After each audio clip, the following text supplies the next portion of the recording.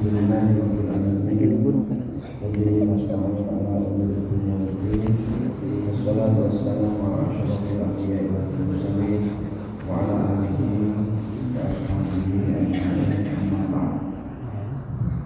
Insyaallah berikan panjang umur, insyaallah berikan sehat walafiat sehingga kita semua bisa menambah amal-amal soleh kita, bekal-bekalakan kita dalam hati kelak, termasuk istiqomah kita dalam sholat berjamaah di masjid. Ini merupakan suatu karunia Allah yang luar biasa. Tidak semua orang yang badannya sehat walafiat mampu sholat subuh ke masjid. Tidak semua orang-orang yang diberi kenikmatan rezeki, diberikan banyaknya harta benda yang mampu bisa sholat berjamaah di masjid. Alhamdulillah kita semua ini termasuk hamba-hamba Allah pilihan, insyaallah. Kemudian kita bisa mengikuti kajian-kajian agama yang hadis riwayat Imam Muslim, Rasulullah berjanji orang yang menghadiri kajian-kajian agama ini Yusuf sahhalallahu bihi thariqan ilal jannah, akan Allah mudahkan jalannya ke surga. Insyaallah kita di alam mahsyar nanti enggak kesulitan, langsung udah ikut aku surga.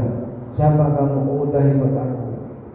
Itulah diantaranya kalau Allah memberikan jalan yang mudah ke surga, nanti akan kita nikmati kalau kita sudah meninggal dunia, insyaallah. Bapak Ibu sekalian, kita juga bersyukur, alhamdulillah kita semua keluarga kita selamat, tidak ada masalah. Di mana saudara-saudara kita yang tertimpa gempa di Cianjur, boro-boro bisa jamaah di masjid, boro-boro masjidnya juga sudah ambruk, boro-boro bisa ikut pengajian, rumahnya di tenda. Masya Allah, semua ini harus kita syukuri. Kita nggak usah terlalu sedih memikirkan bagaimana mereka-mereka yang meninggal dunia. Nggak tahu sekarang jumlahnya berapa. Dari Ahad yang lalu aja sudah 310 yang meninggal. Nggak tahu sekarang, saya nggak mengikuti. Ada yang tahu Bapak sekarang jumlahnya berapa? Nggak ada.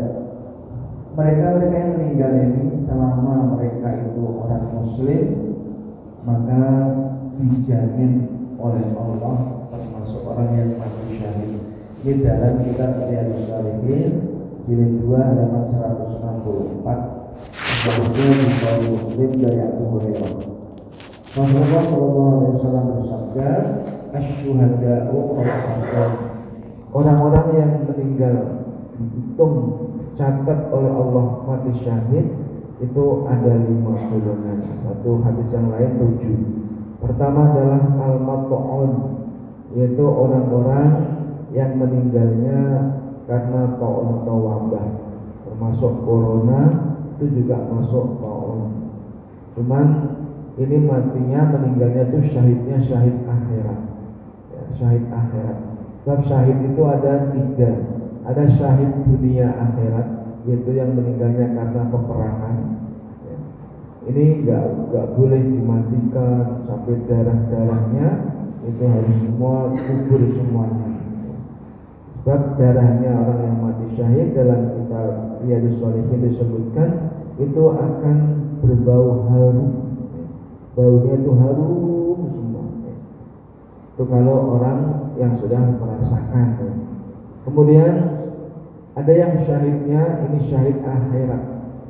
Fasilitasnya dapat fasilitas mati syahid, tapi dia cara pengurusannya tetap sama seperti orang yang meninggal biasa. Dia dimandikan, dikafankan, semuanya disolatkan sama. Nah, kemarin itu waktu corona itu ada yang nggak usah dimandikan, langsung dikubur, dibungsung pakai plastik udah. Ya. Kalau dalam Islam maka dia karena matinya mati syahid, syahid akhirat, ya harus tetap disolatkan, ya dimandikan semuanya. Tapi mungkin nggak tahu pendapat disamakan yang mati syahid akhirat, wallahu a'lam. Kemudian yang kedua adalah wal mabtun, yaitu orang termasuk mati syahid akhirat adalah orang yang meninggalnya karena sakit perut, terutama wanita yang melahirkan, ini kan perut juga. Ini kalau meninggal dapat fasilitas mati syahid. Sebagai bukti nyata bahwa orang yang mati syahid ini dapat fasilitas dari Allah, tetangga saya 2 rumah dari saya, yang namanya almarhumah Mbak Zarorah, pas melahirkan dia meninggal, maka kuburlah, yang ada tulisannya kafannya Zarorah. Kemudian sudah puluhan tahun, maka yang lalu, beberapa tahun yang lalu ini, di semua kuburan dipindahkan karena takut longsor, bawahnya itu dekat sama kali, sehingga semua kuburan dipindahkan. Itu Mbak Zarorah almarhumah itu jasadnya masih utuh, masih bersih, kemudian tulisan Zarorahnya itu masih ada, tulisan Zarorahnya itu masih ada. Maka ini adalah suatu karunia dari Allah Subhanahu wa taala. Kemudian orang mati syahid lagi nomor 5, kata Nabi, wal ghariq, yaitu orang yang tenggelam, ya pesawat kemudian nyebur di laut. Dulu pesawat apa nih? Sriwijaya itu apa nih? Yang sampai meninggal semua, itu juga meninggal syahid selama dia adalah orang muslimah. Tapi kalau tenggelamnya, seumpamanya ada orang nyolong motor, kejar-kejar sama orang ketahuan, kemudian ada jembatan dia nyebur, nggak bisa renang, mati tenggelam, bukan mati syahid, tapi mati sangit, gitu ya, mati konyol, karena dia berbuat maksiat. Termasuk orang yang terbakar meninggalnya itu juga meninggal syahid akhirat, dapat fasilitas dari Allah. Pas kebakaran semua terkunci, nggak bisa kemana-mana. Saya nggak jamin, nggak tahu bagaimana orang yang meninggal di Malang, nggak tahu di pertandingan bola, Allahu a'lam, maka dia mati syahid apa enggak. Tapi kalau semuanya dia pas ketiduran, bakaran, kemudian dia meninggal dunia, maka meninggalnya syahid. Tapi kalau 98 yang lalu, pas kita lagi bakar-bakaran itu terjadi, maka orang-orang yang jarah harta bendanya orang, sampai ada orang gotong kulkas 3 pintu, ngambil gotong sendiri. Kalau sampai dia kebakar mati, maka karena dia nyolong, itu bukan matinya kebakarnya, bukan mati syahid, tapi mati sangit, ya, mati gosong, ya, nggak ada jaminan selamat dari Allah. Kemudian wasahibul hadmi, kata Rasulullah, yaitu orang yang meninggalnya karena gempa bumi, ya, karena gempa bumi. Seperti kemarin adalah di Cianjur, itu adalah terjadi gempa bumi 5,6, tapi kurbannya banyak sekali. Semua ini pasti ada hikmah di balik itu, biar orang-orang Islam itu sama melek. Sebab ada orang bilang bahwa musibah itu datang karena diundang. Maksud diundang, Ustaz? Ini ada hadis Nabi, idza zuharuz zina, hadis riwayat Imam At-Tabrani, Imam Hakim dari sahabat Ibnu Abbas. Idza zuharuz zina war riba fi qaryatin faqad ahallu bi anfusihim adzabah.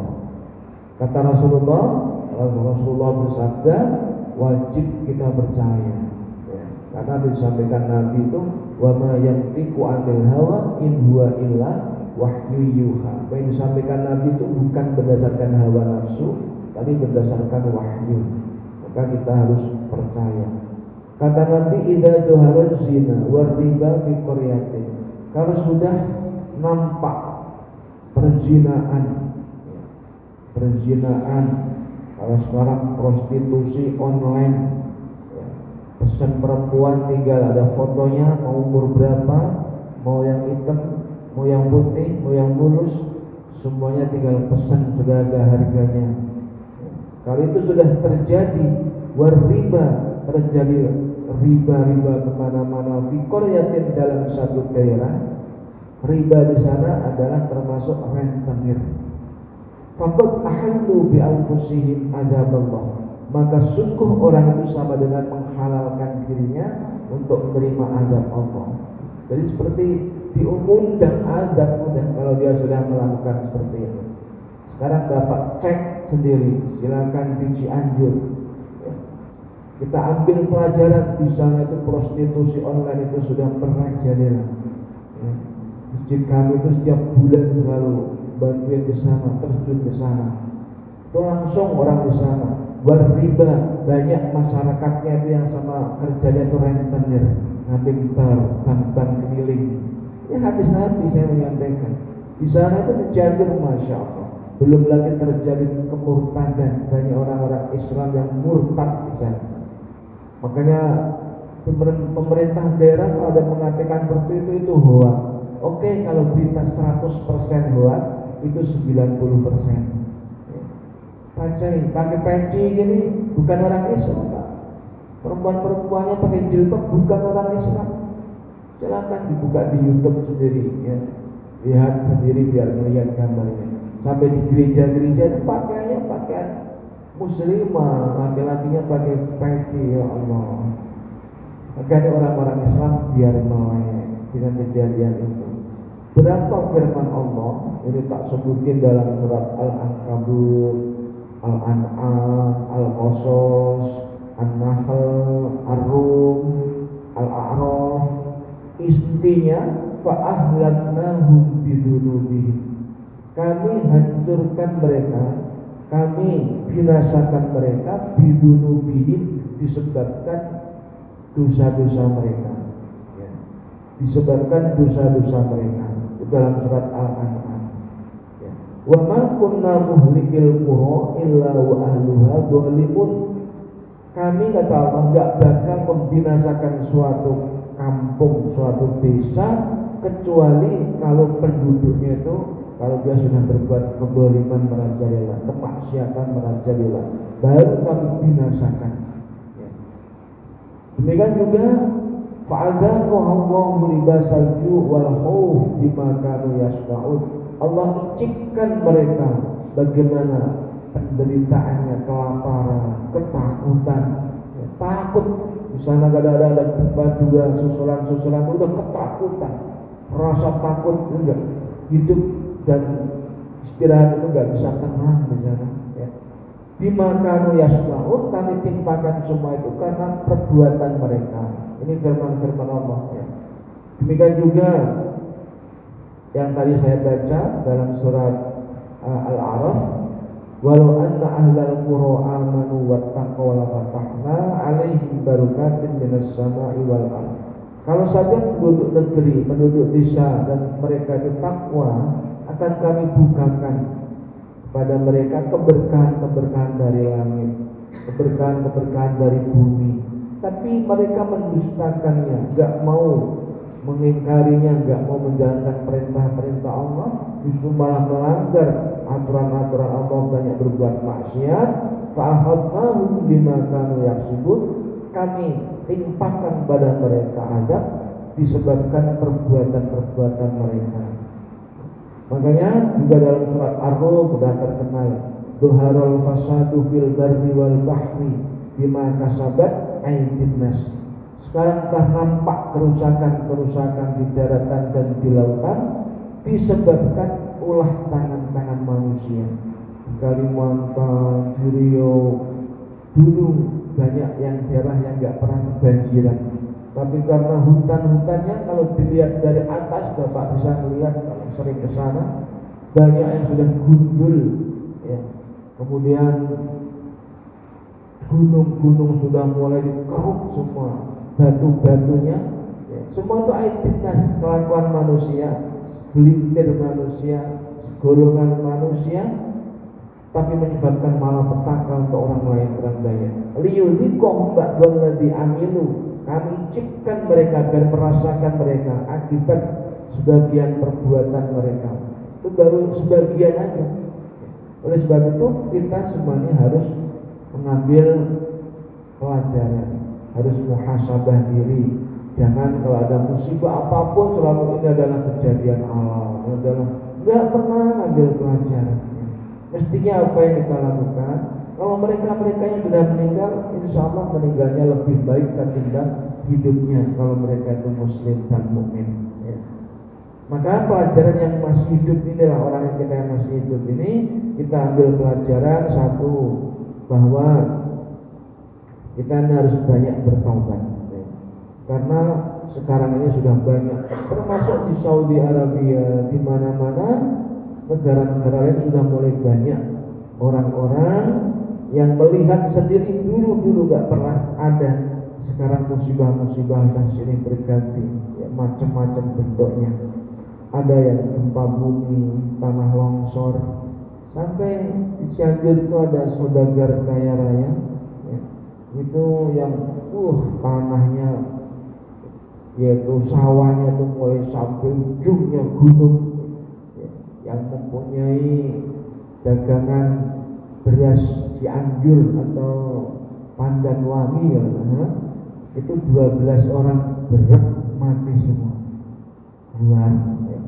Kemudian termasuk Habib turunannya Habib Al-Habsyi itu ada 11 orang lebih juga semuanya meninggal dunia. Itu sampai kafan aja untuk kuburkan itu sampai kekurangan. Nah, kita ini bersyukur di sini enak, ya.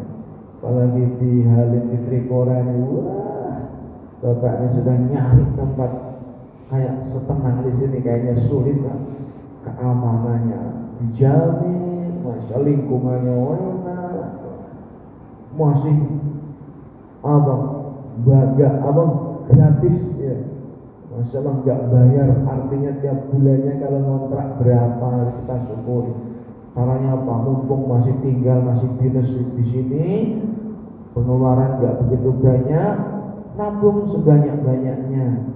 Menjelang pensiun beli rumah lah yang bagus di tempat lain. Nah itu jangan sampai kenakan dia nggak kontrak nggak apa, tahu-tahu pas pensiun jeder uang diambil-ambilkan, barulah penyesalan. Makanya inilah mensyukuri nikmat Bapak hidup di sini. Cuma mensyukurinya mohon maaf bahwa banyak mereka dikasih masjid cakep begini, jamaahnya subuh 2 saf. Apakah orang muslim kan cuma 2 saf? Enggak mungkin. Ini diantaranya syukurnya kurang. Kemudian kemarin di Pekalongan tanggal 6 yang lalu itu sampai Untang, Panteng Angin, Topan, Beliau di Pati ya, semuanya sekarang udah banjir ya, termasuk Jakarta sendiri juga.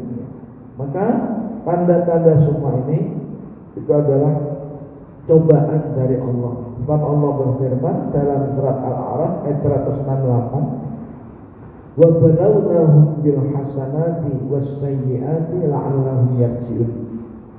Kami uji, kata Allah, hamba-hamba Allah ini bil hasanati, dengan ujian yang enak-enak, yang baik-baik, sehat walafiat, ujian, rezekinya lancar, ujian, keluarganya adem ayem tentrem, sakinah mawaddah warahmah, ujian. Tidak punya hutang, alhamdulillah ujian. Anaknya soleh-solehah, ujian. Tabungannya naik terus, tambah terus, ujian. Jabatannya naik terus, gajinya naik terus, mobilnya berjejer, semuanya ujian. Ujian yang baik. Tapi manusia gak menyadari itu adalah ujian dari Allah. Berat, ujian yang enak-enak itu malah lebih berat kalau kita hayati. Sebab kalau ujian yang gak enak itu banyak yang ingat kepada Allah. Wasayyiati, kami uji dengan ujian yang gak enak. Kalau sehat walafiat ujian enak, sakit juga ujian, tapi ujian yang gak enak. Kata Imam Ghazali, banyak orang yang sukses di ujian gak enak, ketimbang di ujian enak. Kalau diuji banyak duit, ya, dia jarang ngeluh sama Allah. Ya. Tapi kalau diuji, ya, yang nggak punya duit, utangnya banyak, cicilannya mampet, macet, ya, seret semuanya, maka dia bisa tahajud. Ya Allah, ya Allah, nggak punya duit gimana? Ya Allah, udah bisa ya Allah, ya Allah, bisa ngeluh ngadu sama Allah. Tapi kalau duitnya banyak, belum pernah ada orang, ya Allah, kenapa duit saya banyak banget ya Allah? Kenapa ya Allah mobil saya ganti-ganti baru terus ya? Gak pernah dia ngeluh. Tandanya ujian yang gak enak itu lebih dekat kepada Allah. Tapi kalau ujian yang enak-enak itu banyak menyebabkan manusia jauh dari Allah. Musibah yang berat adalah kalau orang sudah mulai menjauh dari agama, dari tuntunan agama. Itu musibah yang berat. Itu biasanya kalau dikasih kenikmatan-kenikmatan yang banyak ya. Maka tatkala sakit ujian gak enak, sehat ujian yang enak. Banyak orang yang sukses diuji yang gak enak. Tatkala dia sehat duduk prak aja gak pernah nyebut ya Allah ya Allah. Tapi kalau diuji sakit, gak usah sakit parah deh, sakit bisul aja di pantat bapak ibu. Gak usah banyak-banyak, 4 aja. Yang kanan 2, yang kiri 2, itu mau berdiri aja. Iya. Ya Allah, sampai dikhayatin. Itu tandanya orang tuh kalau dikasih sakit, kasih ujian yang gak enak itu semakin dekat sama Allah. Itu kenikmatan ya. Tapi manusia gak merasa itu adalah kenikmatan, gak dia bersyukur. Dia ingatnya sama Allah itu kalau udah lagi sakit ya. Kalau lagi udah susah, kalau udah kena masalah, baru ingat sama Allah. Nah tujuannya apa dikasih itu? Kata Allah, la'allahum yarji'un, dalam tafsir Qurtubi, agar mereka itu yatubun, mereka itu taubat. Maka sekarang ini harus banyak bertaubat nasional, pejabat-pejabatnya harus banyak yang taubat ya, yang khianat-khianat, yang curang-curang, yang korupsi, terus yang dari luar atau yang tidak nurut sama tuntunan agama ini mesti harus banyak bertobat. Dan tobatnya diantaranya apa?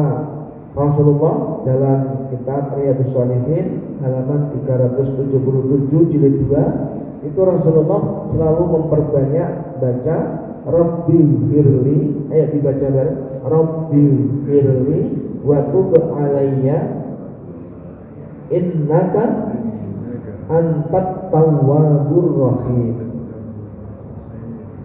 Kita baca lagi Rabbil firli wa tub alayya innaka antat tawwabur rahim. Itu Ibnu Umar tuh ngitungin Rasulullah dalam satu majelis, satu dudukan. Bahkan yang hadis yang lain itu habis sholat duha itu Nabi gak pergi sebelum baca itu 100 kali, gak sampai setengah jam. Rabbil firli wa tub alayya innaka antat tawwabur rahim.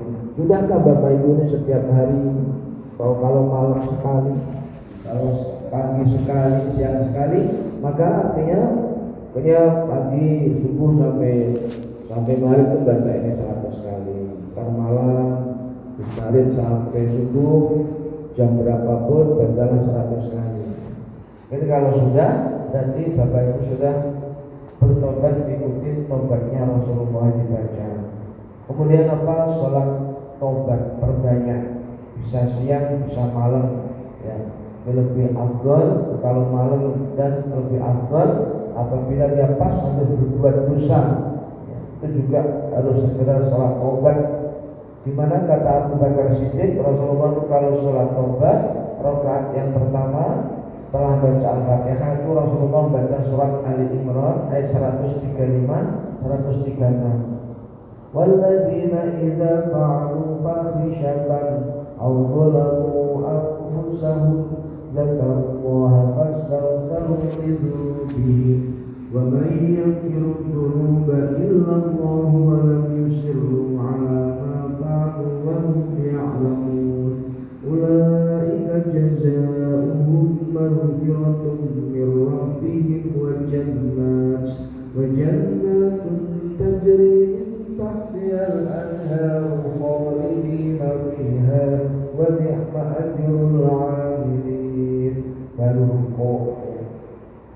Makanya kalau sholat taubat, ayo kita sekarang bisa berubah. Boleh nggak kita suratnya yang lain gitu? Jadi dari dulu pertanyaannya itu, kalau ditanya boleh apa enggak, jawabannya Ustaz pasti bilang apa? Boleh lah, orang nggak sholat juga, nggak sholat taubat juga boleh. Tapi kalau kamu nggak ada usaha ngikutin kayak sholat taubatnya Rasulullah, sampai kiamat, sampai kamu mati juga sholat taubat pasti gitu terus. Kuluhu inna atayna kuluhu sama kuliah sama kuliah terus balik muter terus itu terus. Ya, maka coba sekarang kalau ada waktu senggang, luang, apalkan cuma 2 ayat. Rakaat yang kedua nanti baca adalah surat An-Nisa ayat 110. Ya. Wa may ya'mal su'an aw yadhlim nafsahu tsumma yastaghfirillaha yajidillaha ghafurur rahima. Satu baris, barang siapa yang berbuat dosa atau mendolimi dirinya, kemudian dia minta ampun sama Allah, Allah akan mengampuni orang itu. Itu adalah firman Allah, makanya diamalkan. Kemudian kedua apa yang katakanlah musibah sudah banyak terjadi di mana-mana, ya, kita ini masih punya Allah. Biarpun dunia sekarang ini lagi nunggu, ini cuma berita, gak usah bapak sedih, itu gak usah terlalu dipikirkan. Sekarang ini lagi ditunggu-tunggu tanggal 21 Desember, apa yang akan terjadi? Kita punya Allah, bahwa itu amri ilallah, kata Allah, serahkan kepada Allah. Yang penting kita berbuat benar, berbuat baik, hindari maksiat. Apa yang terjadi Allah bisa lebih arif, ya. Bisa jadi kalau ada apa-apa kita bisa Allah selamatkan, ya. Kita nggak usah terlalu takut ketakutan, ya. Maka perbanyak baca istighfar. Itu firman Allah, ya. Firman Allah di Al-Quran surat Al-Anfal ayat 33. Wa ma kana Allahu mu'adzibahum wa hum yastaghfirun. Kata Allah, Allah enggak bakal mengazab mereka. Allah enggak bakal mengazab mereka wa hum yastaghfirun, selama mereka itu memperbanyak baca istighfar. Memperbanyak baca istighfar. Maka istighfarnya inilah diperbanyak. Di mana orang yang memperbanyak baca istighfar ini, masya Allah, keutamaannya sudah luar biasa. Di antaranya di Al-Quran ini surat Nuh ini, ya. Allah berfirman, "Faqul tastaghfiru rabbakum innahu kana ghaffara yursilis samaa'a 'alaikum midrara." Kalau kamu banyak baca istighfar, yang enggak hujan-hujan akan kami turunkan hujan. Daerah-daerah yang enggak ada hujan, banyaklah masyarakatnya untuk banyak baca istighfar, akan Allah turunkan hujan deras yang membawa berkah. Orang sekarang disampaikan gitu, dia protes. Apa urusannya dosa sama hujan, sama istighfar ya Ustaz? Nah itulah kalau orang itu sombong. Allah yang menciptakan, yang menurunkan, bisa menarik hujan itu juga Allah. Tapi perintahnya gitu kok. Udah ikutin aja, perbanyak baca istighfar. Kedua, wa yumdidkum bi amwal, yang enggak mempunyai harta benda, yang miskin, yang melarat, utangnya banyak. Pokoknya penderitaan bertubi-tubi, maka akan Allah berikan perbanyak harta benda gara-gara istighfar. Itu Al-Quran. Kita ini seringkali kurang percaya dengan firman Allah, janji Allah. Banin, Allah akan kirimkan anak. Kalau dia rumah tangga bertahun-tahun belum punya turunan, perbanyak baca istighfar. Jangan kita protes, apa urusannya enggak punya anak sama istighfar? Dosa saya apa? Itu yang menyebabkan kamu enggak punya anak-anak. Karena kamu sombong gitu lah. Coba kalau kamu seumpamanya mau sami'na wa ata'na, ya Allah, aku ngikutin instruksimu pokoknya ya Allah. Wa yaj'al lakum jannat, petani-petani yang kebunnya enggak berbuah, kebunnya semuanya banyak warnanya enggak menghasilkan, akan aku kirimkan kebun-kebun yang menghasilkan, yang bisa menyenangkan. Maka ini diantaranya keutamaan istighfar. Terutama istighfarnya memang minimal. Kalau saya baca istighfar bagaimana ya Rasul? Ucapkanlah astagfirullah. Itu minimal, paling pendek itu astagfirullah. Ada lagi astagfirullahaladzim. Terus ada lagi istighfar itu banyak. Yang kalau bisa baca astagfirullah alladzi la ilaha illa huwal hayyul qayyum wa atubu ilaih ghufirat dunubuhu. Kalau kamu baca istighfarnya astagfirullah alladzi la ilaha illa huwal hayyul qayyum wa atubu ilaih, Allah akan ampuni semua dosa-dosamu. Wa in kana qad farra minaz zahfi, meskipun dosamu itu dosa lari dari peperangan. Artinya apa? Lari peperangan itu termasuk kategori dosa besar. Jadi kalau kamu pernah melakukan dosa besar, entah itu zina, entah itu mabuk, entah itu judi, entah pernah maling, entah nyolong, ini perbanyak baca istighfarnya astagfirullah alladzi la ilaha illa huwal hayyul qayyum wa atubu ilaih. Ini hadis riwayat Abu Dawud, Tirmidzi, Hakim, Bukhari, Muslim, halaman 378. Apalagi kalau seumpamanya istighfarnya itu yang pakai sayyidul istighfar, ya. Kata Nabi, qala sayyidul istighfar, pimpinannya, kepalanya segala bentuk istighfar itu seorang hamba mengucapkan ayyaqulal abdu Allahumma anta rabbi la ilaha illa anta khalaqtani wa ana abduka wa ana ala ahdika wa wa'dika mastata'tu a'udzu bika min syarri ma shana'tu abu'u laka bi ni'matika alayya wa abu'u bi dzambi faghfirli fa innahu la yaghfiru dzunuba illa anta.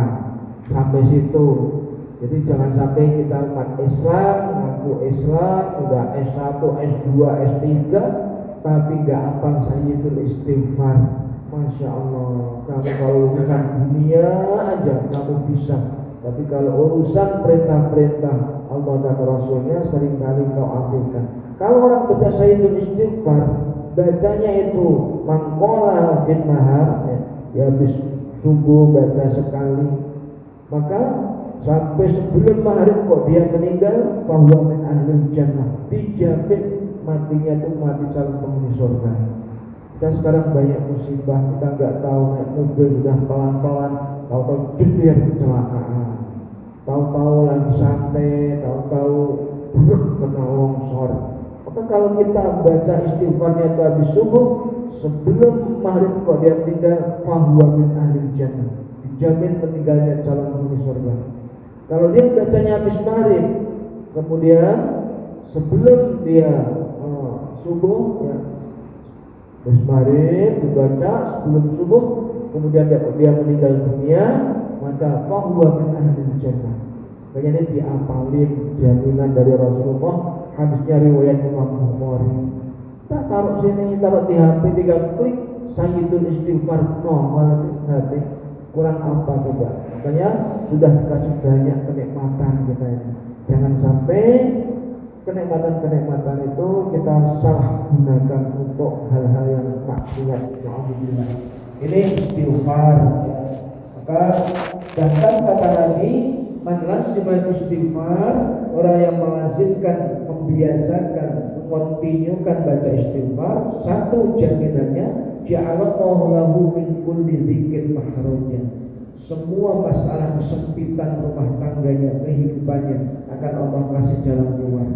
Kalau ada masalah, enggak akan dia langsung bunuh diri, enggak akan dia langsung minum baygon, racun, enggak bakal, ya. Kalau dia punya masalah, dikasih jalan keluar oleh Allah. Wa min kulli hammin faraja, semua kesedihannya akan Allah ganti dengan kemudahan. Aslinya sedih, mikirkan anak, sedih, mikirkan istri, sedih, mikirkan ekonomi, Allah, keuangan. Nanti Allah kasih berita yang menggembirakan.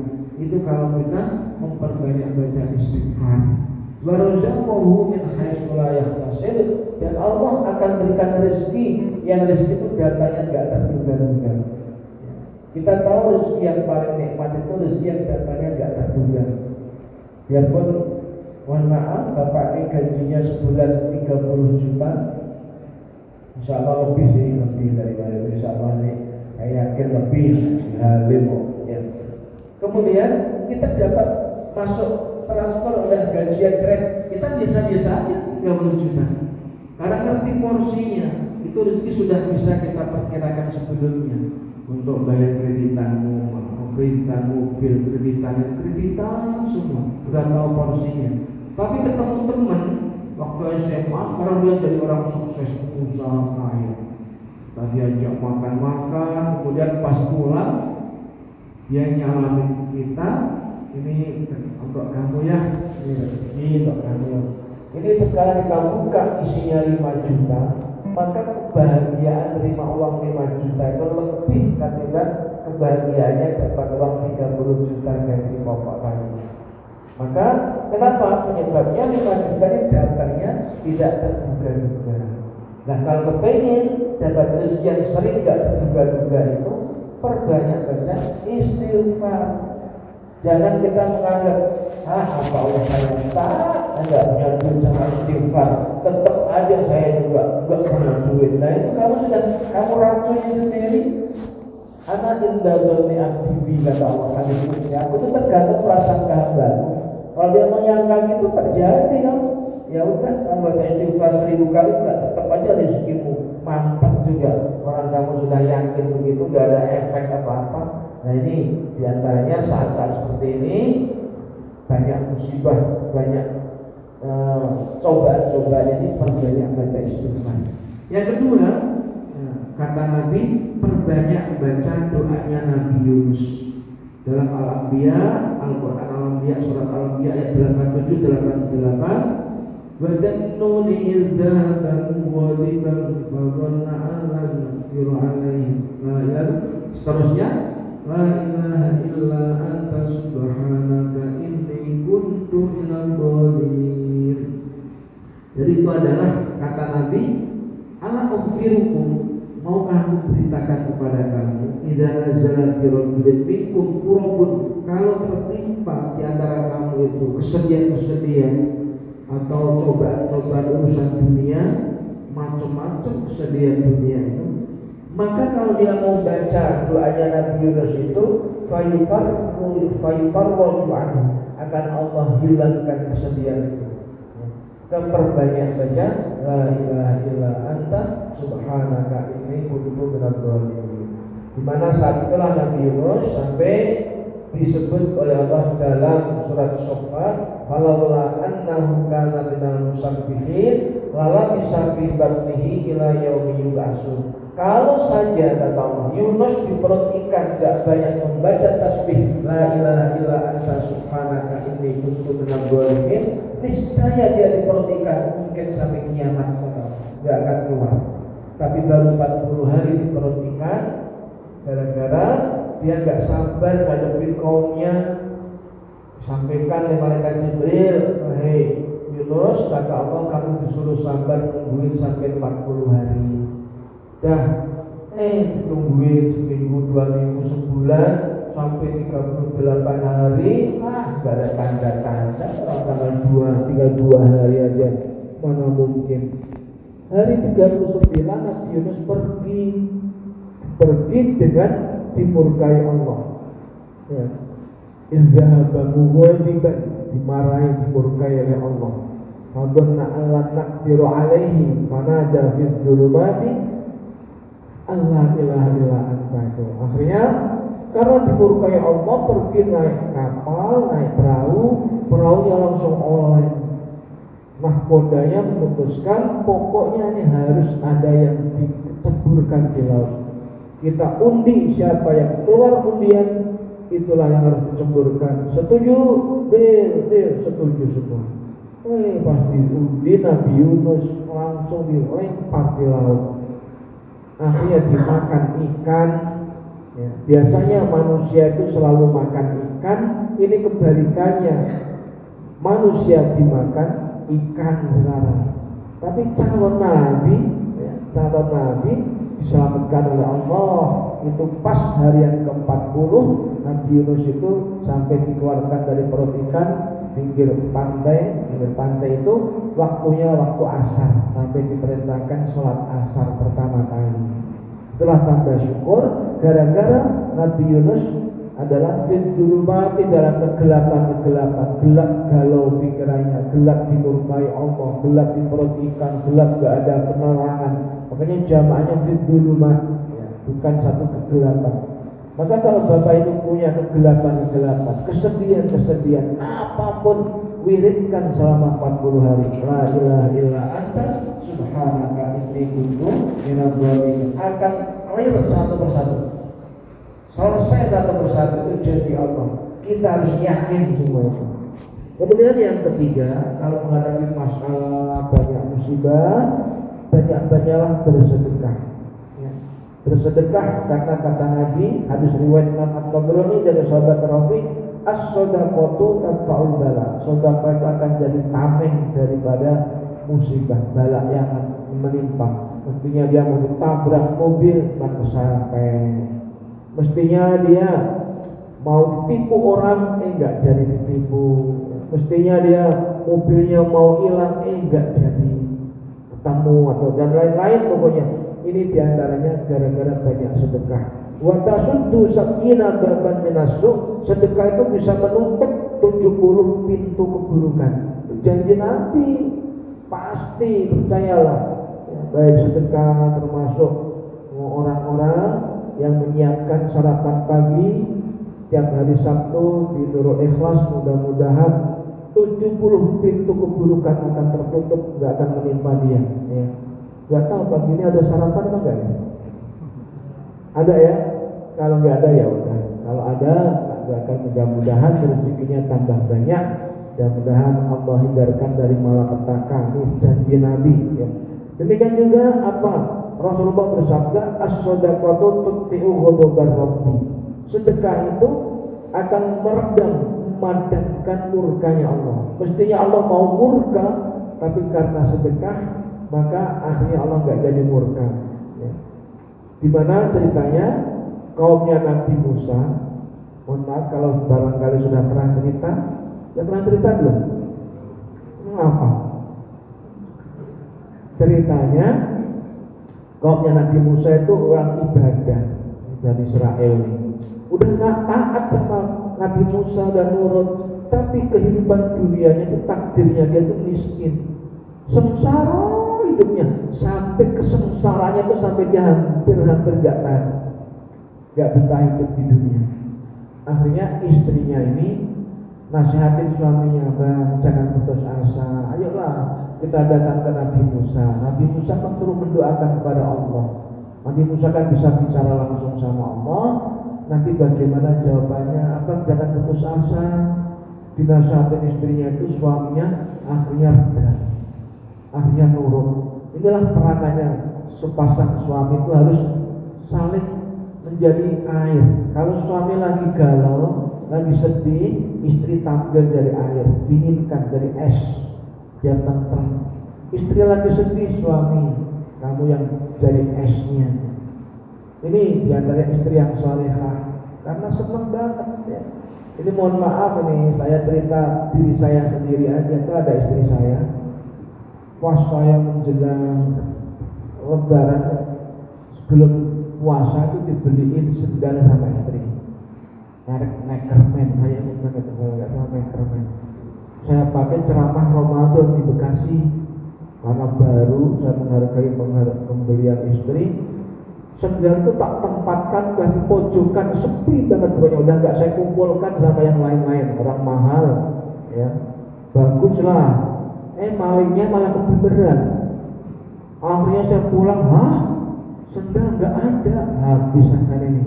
Dia marahin istri, pikiran saya seudon gitu. Gitu giliran pulang lagi mau deketin motor, helm saya hilang juga. Gara-gara sebelah saya motornya hilang, gak ada helmnya, pakai helm saya. Itu ada istri saya. Ya Allah. Akhirnya pulang, Pak dulu itu, mohon maaf Bu, saya kena musibah. Musibah apa ya, orang masih utuh gini, badannya sehat semua. Itu sendal yang kau belikan, colong orang sama helmnya sekalian. Kata istri masih mendinginkan ya, ini mungkin pelajaran hikmah, mungkin kurang sedekahnya, mungkin kurang berbakti sama orang tua, mungkin zakatnya kurang. Sabar ya, orang nggak setiap ceramah sudahnya hilang kok, baru kali ini. Nanti juga akan Allah ganti, Allah akan janji, fa inna ma'al usri yusra, inna ma'al usri yusra. Aduh, rasanya adem. Saya pikir saya dimarahin, tapi adem. Ini peranan seorang istri. Tapi kalau istri yang nggak salehah, ada suaminya ditipu orang, marah-marah pulang, berak kurang ajar, dasar. Marah-marah, ada apa Pak? Pulang kok marah-marah Pak? Bagaimana nggak marah? Pun tadi saya di kantor ditipu orang.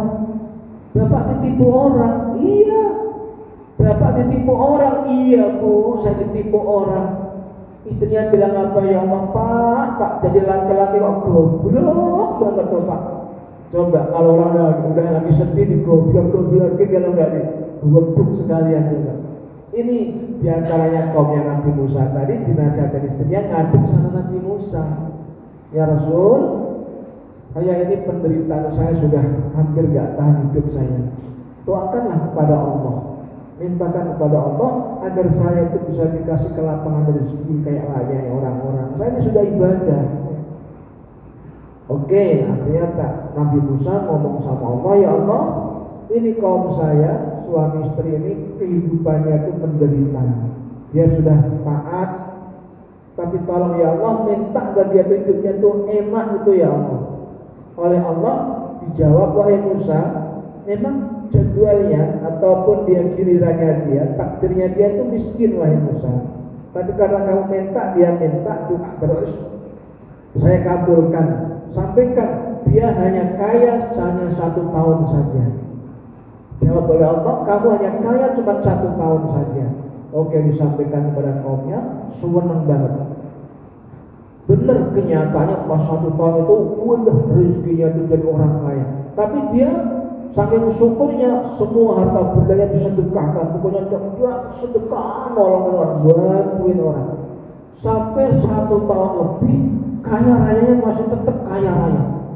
Dari giliran Nabi Musa yang protes sama Allah, ya Allah, kau janji katanya kau cuma kau kasih kekayaan cuma 1 tahun. Tapi ini sudah 1 tahun lewat, kok masih kaya raya, tambah kaya raya. Wahai Musa, sebenarnya memang jatahnya cuma 1 tahun, karena dia rajin sedekah, rajin nolong orang, bantu orang, ya nolong hamba-hambaku yang susah. Maka saya perpanjang selamanya, dia akan kaya raya terus. Intinya sedekah itu bukan menambah kemiskinan, tapi akan menambah kekayaan. Coba kalau kita air di sumur, kalau nggak pernah diambil airnya, tanyakan dokter manapun, orang bodoh juga ngerti, dia akan jadi penyakit. Orang nyebur di dalam keracunan mati. Tapi kalau air sumur diambil terus, tambah semakin bersih, semakin bersih, semakin bersih. Harta benda juga gitu. Kalau nggak pernah kita keluarkan, kalau pelit menitil, maka kesulitan numpuk silih berganti. Itu dalam surat Al-Lail. Imam bakhila wastaghna wa kadzdzaba bil husna fasanuyassiruhu lil usra. Jadi wa amma man bakhila, kata Allah, orang yang bakhil, merasa cukup, merasa udah nggak butuh bantuan orang, maka dia akan Allah tunjukkan, ya, akan Allah tumpukan kepada mereka kesulitan-kesulitan. Ada aja masalah. Nih diantaranya sedekah. Kemudian yang keempat, kita singkat aja, perbanyak baca sholawat Nabi. Karena Nabi berjanji, aksirus sholata alaiya fa innaha tahuddul uqad wa tufarrijul qurab. Perbanyak baca sholawat kepada Nabi kalau ada masalah-masalah, karena sholawatmu itu akan mengurai benang yang kusut, masalah yang enggak bisa terpecahkan. Kamu dengan memperbanyak baca sholawat Nabi akan satu persatu akan mulai selesai, mulai clear, akhirnya hatimu akan jadi lega, akan jadi senang. Wa tufarrijul qurab, selawatmu itu bisa menghilangkan kesedihan-kesedihan yang kau timpakan, yang kau rasakan selama ini. Perbanyak baca salawat Nabi. Minimal Allahumma sholli wa sallim ala Muhammad. Allahumma sholli ala sayyidina Muhammad wa ala sayyidina Muhammad juga boleh. Itulah diantaranya. Kemudian perbanyak doa. Ya, yang terakhir perbanyak doa. Karena la yaridul qadara illa doa. Tidak bisa yang bisa merubah takdir itu kecuali doa. Ini hadis riwayat Imam Hakim Turmudi dari sahabat Sauban. Karena doa itu adalah di tangan Allah yang menentukan, takdir juga di tangan Allah. Maka Allah berfirman di Al-Quran surat Ar-Ra'd ayat 39, yamhullahu ma yasha'u wa yusbit. Allah itu bisa menghapus takdir yang sudah tertera dan wa yusbit, dan Allah bisa menetapkan kembali takdir yang berubah kembali. Itu Allah yang di tangan Allah. Wa indahu ummul kitab, di sisi Allah itu induknya segala bentuk catatan takdir itu ada di tangan Allah. Maka perbanyak doa, mau dikabulin gak dikabulin, pokoknya kamu doa. Ud'uni astajib lakum, kata Allah dalam surat Al-Ghafir ayat 60. Mintalah kepadaku akan aku ijabah. Hanya itulah yang saya sampaikan. Surutnya sebenarnya sudah surut? Tengah 38. Oh 28. Maka sudah masuk surut inilah. Barangkali ada yang mau bertanya, boleh silakan bertanya sama. Kalau nggak ada, saya tutup dengan doa. Semoga kita semua terhindar dari musibah, dari malapetaka, dan terhindar dari segala fitnah dan ujian-ujian yang tidak enak. Dan mudah-mudahan kita selalu bersyukur kepada Allah Subhanahu Wa Taala. Banyak-banyaklah kita bersedekah, banyak bertobat, istighfar, agar semuanya kita jalani dengan lapang dada, ikhlas ridho, terima cobaan dari takdir dan dari Allah Subhanahu Wa Taala. Dari kami, saya doakan sekian. Terutama saya doakan kepada bapak-bapak atau ibu yang menyediakan sarapan pagi pada hari ini. Mudah-mudahan Allah ganti dengan rezeki yang melimpah ruah. Dan mudah-mudahan Allah tambah kenikmatan yang Allah berikan kepadanya. Rumah tangganya Allah berikan rumah tangga yang sakinah, mawaddah, warahmah. Putra putrinya dari putra putri yang saleh dan salihah, yang belum dapat jodoh Allah berkatkan jodohnya, yang belum dapat kerjaan mudah-mudahan segera dapat kerjaan yang benar, dan yang masih kuliah mudah-mudahan kuliahnya bisa selesai di wisuda, dan mudah-mudahan Allah wujudkan harapan dan cita-citanya, dan semoga sedekahnya akan menjadi tolak balak dan menjadi selamat penyelamat daripada siksa kubur. Ala hadhihi niyyah wa likulli niyatin salihah. Alhamdulillah. Bismillahirrahmanirrahim. Bismillahirrahmanirrahim. Alhamdulillahirabbil alamin. Arrahmanirrahim. Maliki yaumiddin. Iyyaka na'budu wa iyyaka nasta'in. Ihdinas siratal mustaqim. Shiratal ladzina an'amta 'alaihim ghairil maghdubi 'alaihim